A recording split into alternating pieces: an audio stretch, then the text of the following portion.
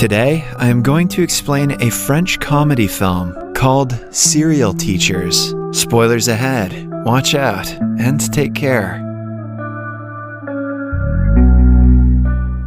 In a school in France, 86% of students have successfully graduated this year, which is the highest record of all time. They run around and dance, hopeful for a thriving college life ahead. Meanwhile, in Jules Ferry High School, the environment is the exact opposite. The news channels report it as the least ranked high school of the year, with only a 12% pass rate. The academy inspector, deputy inspector, and the principal are in a meeting, discussing the students' poor performance. They have employed the best teachers in the city, and the students aren't dumbasses either, which makes it difficult for them to understand the cause of failure. If the pass rate doesn't rise up to at least 50% this year, the sponsors will stop funding the school and it will have to be closed. To avoid this, they come up with a new strategy that no one has ever tried before. They want to appoint the worst teachers in the country. Since the best ones didn't give them the results they wanted, they are hopeful the worst ones will make a difference. That logic checks out. Then, we are introduced to the said worst teachers. First is the aggressive English teacher, Miss Gladys. She is great at what she does, only a little too violent towards the dumb students. Then there is the lazy math teacher, Kutiro. He is so slow that when he goes fishing, the fishes pull him into the water. The sports teacher, Eric, uses anything heavy to lift and anything flat as a frisbee. Fourth is the chemistry teacher, Albert. His experiments are life-threatening, and so are his classes. Maurice is the teacher of philosophy who says things in riddles and makes them more complicated than they really are. Amina is the French teacher, the hottest one in the lot. Students love her class because of her excellent teaching methods, but mostly because of the revealing clothes. Then there is Polachan, the history teacher. He is shy and chaotic, definitely the one who used to be bullied in high school. The team of losers enters the school together, catching everyone's attention. Gladys takes the first class and starts hitting the kids with pieces of chalk instantly. She seems to enjoy bullying them more than teaching them. One of the students is Nectarine, the usual teacher's pet and the only one who studies. She skipped the grade last year because of her amazing grades and doesn't forget to mention it every chance she gets. Then we are introduced to the class clown who is always late, Bouillard. He enters the classroom and instantly becomes a victim of Gladys's assault. The entire classroom is stunned by her unique but mostly frightening personality. The next class is Kutiros. Being the lazy man he is, he comes 20 minutes late and takes an extra 10 minutes to write his name on the board. Then he takes a smoke break and stays outside until the period ends. The history teacher Polachan enters the wrong classroom and finds the German teacher in the front. He mistakes her for a student and asks her to join the others. The teacher tries explaining, but Polachan doesn't listen. After awkwardly fidgeting with papers and talking about Napoleon for a few minutes, he is told he is in the wrong class. He apologizes before rushing out.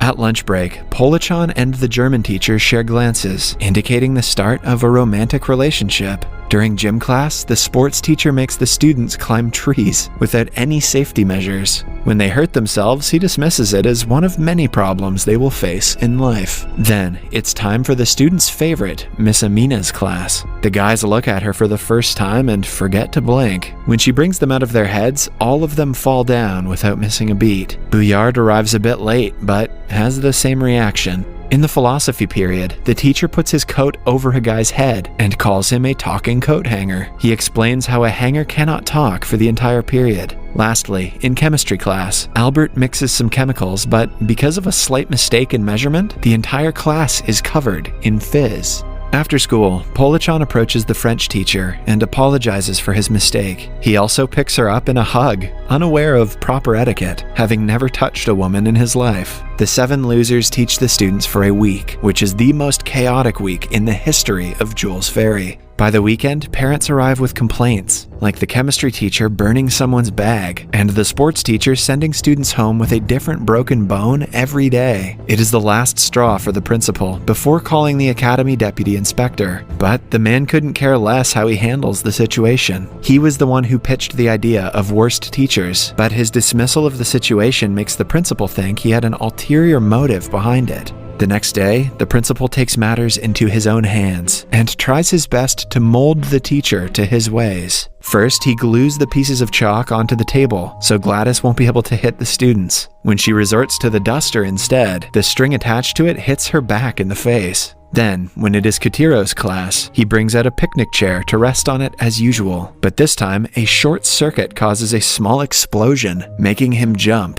When he decides to end the class early, the principal pretends to be the clock on the wall and reminds him of the time. Polachan's problem is that he cannot stop talking about Napoleon, so the principal interrupts the class with a PowerPoint presentation on the topic he is supposed to teach. For the chemistry period, he locks all the chemicals except for water so that no more explosions take place, also presumably so that the students learn nothing. To get rid of Amina's revealing clothes, the radiator is broken, and everyone has to wear layers of clothing. In the meantime, Polachan is still attempting to impress the German teacher. He asks his colleagues for help, who suggest he act tough whenever she is near. Polachan takes the suggestion seriously and pretends to be a typical bad boy after school. He shows off his non-existent muscles and asks her out on a date. However, he realizes he is doing something wrong when she refuses. It is finally the end of the term. The teachers have been depressed lately because of all the restrictions they have been put through. So, when the deputy inspector comes for an inspection, they complain about all their problems. He sees a pattern that the principal is too invested in the teacher's way of working. Hence, he gives them the absolute right to their classes. Now that the group can do whatever they want, they do not hold back.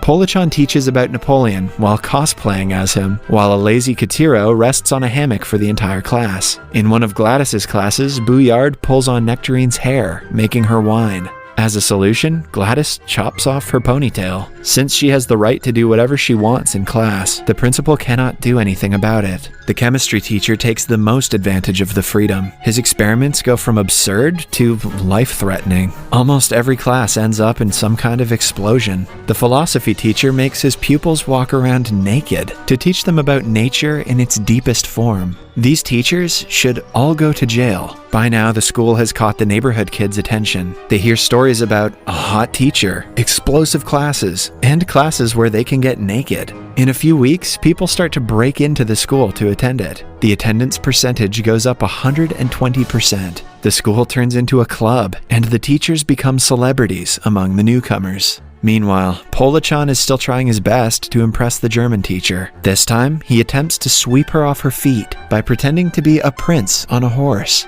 The plan fails, though, when the horse runs away. As the final term nears, the extra students are refrained from coming to school. The others take a mock test to prepare for the finals. However, the results show that the pass rate has dropped from 12% to 3%. The teachers do not know what to think of it. The principal is also shocked that the pass rate could go any lower. He meets the deputy inspector and tells him that his plan is not working. It is then revealed that the man never wanted it to work. He wants to get the pass rate as low as possible, so the academy inspector would be fired and he could take over the position. He knew the new teachers would fail, which is why he appointed them. Polachan overhears the conversation and runs to his colleagues to tell them. After finding out they are France's worst teachers, the group is determined to prove otherwise. Polachan gets the idea to steal the exam papers. The others join in, and they start making an elaborate plan to do so. They even practice dodging bullets in case they are caught. Then, the execution day finally arrives. The group joins a crowd protesting outside the ministry. When the police chase the crowd away, Gladys lies down on the road and goes unnoticed. Then, while Gladys and Katiro wait outside, the others barge into the ministry. Amina distracts the guards with her beauty, letting the group enter the building and into the protected room. But an unpredicted problem arises when the safe has a lock that needs a 6-digit code to be opened. Suddenly, Katiro walks in, proving that they didn't have to do all the work to get inside. Together, they assume the code must be the day the minister won the election, which turns out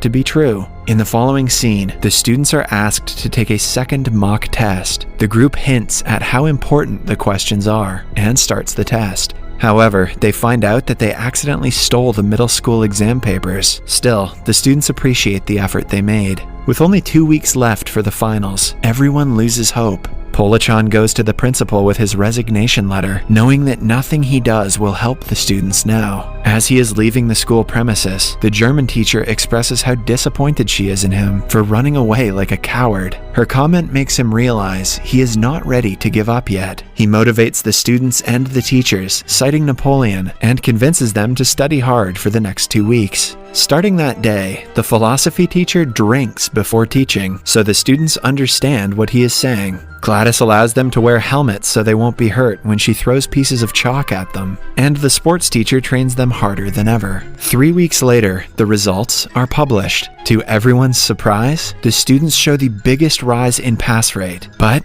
it only reaches 49%. This means the teachers are unsuccessful, and the school won't be in operation anymore. The deputy inspector celebrates his win by drinking in front of his boss and revealing it was his plan all along. What an idiot. Just as everything is going downhill, the principal receives a letter that changes everything. Because of Bouillard's repeated bad performance in school, he is expelled. One less failure means that the pass rate rises to 50%, all thanks to Bouillard's stupidity. Everyone celebrates the win and treats him like a prince. After that, as per the agreement, the teachers are allowed to transfer to any school they want. But they all decide to remain in Jules Ferris for the half of the students who didn't pass. Somewhere else, the deputy inspector is riding a boat on a river filled with crocodiles. It turns out he was transferred to a rural village by his boss. In the last scene, we see the German teacher kiss Polachan before they click a group picture for the yearbook.